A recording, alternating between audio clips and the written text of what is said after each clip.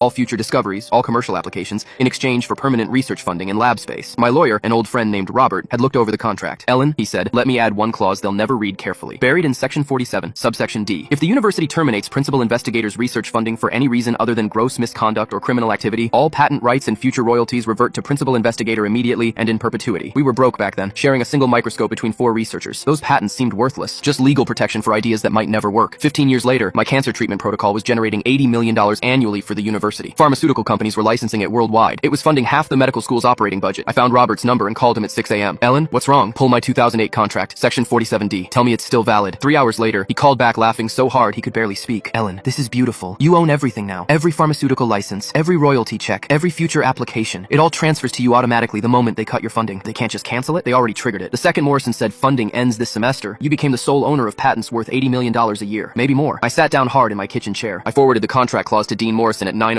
a.m. with one sentence. Expect my resignation and patent transfer paperwork by noon. My phone started ringing before I'd finished my coffee. 12 voicemails in 20 minutes. The university president personally showed up at my house at 10:47 a.m. I watched through my window as he rang my doorbell 3 times. I didn't answer. My lawyer filed the paperwork at 11:30 a.m. By 2 p.m., the university's lawyers confirmed it was ironclad. The president called again. Dr. Chen, let's discuss this reasonably. We can renegotiate. You had 20 years to be reasonable, I said. I'm starting my own research institute. Thanks for the startup capital. They tried to sue. Lost immediately. The judge actually laughed when their lawyer tried to argue I'd somehow defrauded them by including a clause in a contract their own legal team approved.